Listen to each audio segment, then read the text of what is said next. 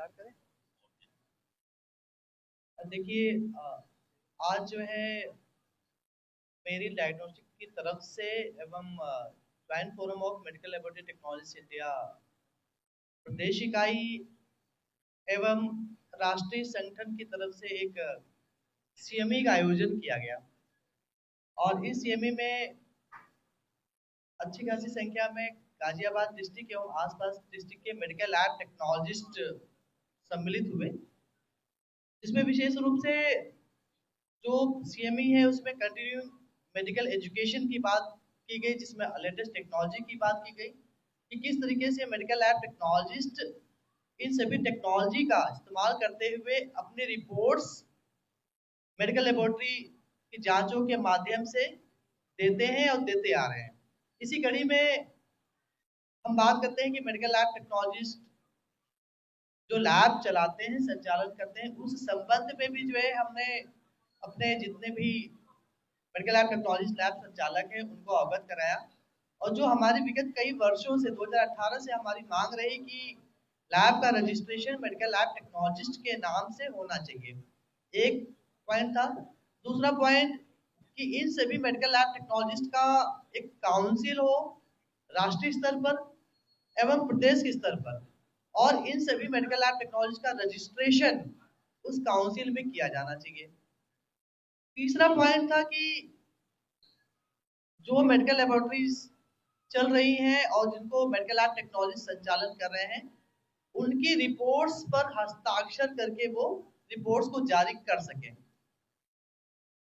इसी प्रकार से अन्य मुद्दे हैं जिसमें हम सैंपल कलेक्शन सेंटर्स की भी बात कर रहे हैं कि सैंपल कलेक्शन सेंटर्स लगातार कॉर्पोरेट लैब्स के द्वारा बिना रूल रेगुलेशंस को फॉलो करते हुए लगातार खुल रहे हैं और कहीं न कहीं वो नॉन टेक्निकल अर्थात जो डिप्लोमा डिग्रीधारी नहीं है उनको दिए जा रहे हैं। इस विषय पे भी हम चर्चा करने के लिए आज अपने साथियों के साथ में उपलब्ध हैं। जो लास्ट पॉइंट है,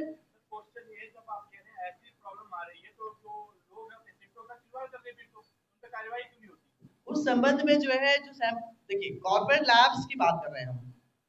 जो मेडिकल लैब टेक्नोलॉजिस्ट है उन्होंने डिप्लोमा डिग्री किया हुआ है और पिछले कई वर्षों से वो काम कर रहे हैं और क्वालिटी के साथ में काम कर रहे हैं। आप मशीनें भी देख पा रहे होंगे कि मशीनों के माध्यम से काम कर रहे हैं। जो हम नॉन टेक्निकल की बात कर रहे हैं वो कॉर्पोरेट लैब्स के द्वारा रखा जा रहा है और कॉर्पोरेट लैब्स ना उसका डिप्लोमा देखता है ना डिग्री देखता है और कलेक्शन सेंटर्स उनको दे दिए जाते हैं। उस पर हमें भारी विरोध है और इस संबंध में हमने भारत सरकार को अवगत भी कराया और भारत सरकार से कहा कि आप इस पर गाइडलाइन बनाइए ताकि जो जो मरीज है उनको किसी भी प्रकार की कोई समस्याएं ना आए और जो रिपोर्ट दी जा सके वो रजिस्टर्ड मेडिकल लैब टेक्नोलॉजिस्ट और एक पढ़ा लिखा हुआ मेडिकल लैब टेक्नोलॉजिस्ट के द्वारा दिया जा सके। और इसमें बहुत जल्दी जो है भारत सरकार जो है सैंपल कलेक्शन सेंटर्स की गाइडलाइन जारी करने वाली है। एक सबसे महत्वपूर्ण विषय है, मैं आपको अवगत करा दूं, ऑनलाइन के माध्यम से जो है आप मीडिया वाले हैं, आप मीडिया वाले भी जो है आप भी कुछ जांचें कराते होंगे और आपके पास ऑनलाइन के माध्यम से कोई बंदा आ जाता है जो सैंपल लेके जाता है। अब ये तय नहीं हो पाता है कि वो जो सैंपल कलेक्ट कर रहा है वो diploma in medical lab technologies या BSc in medical lab technologist या MSc in medical lab technologist है कि नहीं है। प्रश्न ये उठता है। दूसरा प्रश्न ये उठता है कि जो सैंपल लेकर के जा रहा है क्या वो उस कॉर्पोरेट लैब में पहुंच पा रहा है या नहीं पहुंच पा रहा है। ये सबसे संवेदनशील विषय है। क्यों? क्योंकि जो ऑनलाइन जो कॉर्पोरेट लैब्स बैठी हुई, एग्जाम्पल के तौर पे गाजियाबाद में सैंपल कलेक्ट किया गया और दिल्ली लैब है, तो क्या वो सैंपल पहुंच पाया है, क्या उसकी टेस्टिंग हो पाई है, ये हमें देखना पड़ेगा। नहीं, देखिए इसी पे मैं आपको कहना चाह रहा हूँ, गाजियाबाद में अगर कोई लैब खुली है और आपको जांच कराना है और ऑनलाइन आपके पास किसी बंदे ने जो आपने कनेक्ट किया और ऑनलाइन सैंपल भेज रहे हो, उसकी तुलना में जो आप बगल में आपके पास जो पैथोलॉजी लैब है, जो मेडिकल लेबोरेटरी लैब है लोकल लेवल पर, आप उनके यहाँ सैंपल दीजिए, जिससे जो है अगर रिपोर्ट्स में भी कुछ अप डाउन आता है या कुछ भी आता है तो वो लैब वाला जिम्मेदार हो सकता है। परंतु जो ऑनलाइन सैंपल लेकर के जा रहा है और वो लैब में पहुंचा पा रहा है नहीं पहुंचा पा रहा है, टेस्टिंग हो रही नहीं हो रही, कोई श्योरिटी नहीं है। बट जो लोकल लेवल पर जो लैब चल रही है वो लैब्स में प्रॉपर तरीके से टेस्टिंग हो रही है, और आप बीइंग पेशेंट आप जा करके उनकी लैब्स में सैंपल देते हुए आप उनके सामने भी देख करके पूछ सकते हैं कि आप सैंपल लगाइए, मैं खड़ा होकर देख पा रहा हूँ। तो ये जो क्वालिटी ऑफ रिपोर्ट्स है वो लोकल लैब। आपने सवाल किया था कि ऑनलाइन में और यहाँ, देखिए यूपी में गवर्नमेंट ने गाइडलाइन जारी की है कि सभी लैब को पंजीकृत होना है अपने जिला मुख्य चिकित्सा अधिकारी के नाम। मेरा आप मीडिया बंधुओं से आग्रह है कि इसको आप लोग जन सुविधा के लिए या उसमें थोड़ा जागरूक के लिए हमने सीएमओ को बहुत सारे दिए, अनंतनाग बहुत सारी लैब चल रही है, बहुत सारी लैब चल रही है, किसके माध्यम से चल रही है मैं उसके पीछे नहीं जाना चाहता। मैंने बहुत आग्रह किया कि आप जो रजिस्टर्ड लैब है उसका रजिस्ट्रेशन नंबर देखें और उसी रजिस्टर्ड लैब में अपनी जांच कराएं ताकि लोगों के जीवन से खिलवाड़ न हो। नंबर 1। नंबर 2, उत्तर प्रदेश सरकार ने यूनिफाइड डिजीज सर्विलांस एक पोर्टल बनाया जिसको हम यूडीएसपी पोर्टल बोलते हैं, ठीक है। उसमें क्या है कि चूंकि हम एनसीआर में रहते हैं, दिल्ली से लोग आते हैं थैला लेके, उसमें यहाँ से डेंगू का, मलेरिया का, कोविड का और भी जो वायरल डिजीज है, इवन टीबी का सैंपल लेके दिल्ली चले जाते हैं। उसका उत्तर प्रदेश सरकार को कोई रिकॉर्ड नहीं मिलता क्योंकि उत्तर प्रदेश में तो हो नहीं रहा है। तो इसके ऊपर हमने यहाँ की जो एडमिनिस्ट्रेशन है, जो हेल्थ डिपार्टमेंट है, उससे शिकायत करी, लेकिन वो कुछ सुनने को तैयार नहीं है। आपसे आग्रह है कि इसको आप थोड़ा सा हाईलाइट करें। सर रेट का वेरिएशन जो है उसका कैसे संशोधन होगा, क्योंकि वहाँ से यहाँ के रेट में अंतर है, तो पेशेंट को जहाँ रेट कम होता है वहाँ कराता होगा। देखिए हमने जो है हमारा जो राष्ट्रीय संगठन है joint forum of medical laboratory technology India, इसके मार्फत हमने सरकार को, भारत सरकार के स्वास्थ्य मंत्रालय को जो है एक आग्रह किया है और पत्रचार भी किया। पिछले महीने जो है उनके साथ मीटिंग भी थी कि पूरे भारतवर्ष में जो मेडिकल लेबोरेटरीज की जो जांचें हैं उनका रेट्स यूनिफॉर्म हो। ये यूनिफॉर्मिटी को देखते हुए जो है हमने सरकार को आग्रह किया और भारत सरकार उस पर काम कर रही है इसमें। लेकिन हमें आप सब लोग की, हमारे सभी जितने भी साथी हैं उनके सहयोग की आवश्यकता है। और जो रेट्स में जो फ्लक्चुएशंस है वो फ्लक्चुएशन सिर्फ जो कॉर्पोरेट लैब्स है उनके द्वारा जो है ये फ्लक्चुएशन लाया जा रहा है। तो कहीं ना कहीं हमें उसकी कॉर्पोरेट लैब बहुत सारी लैबें हैं जिसका एक अंतर है, बहुत सारी चीजों में अलग अलग है।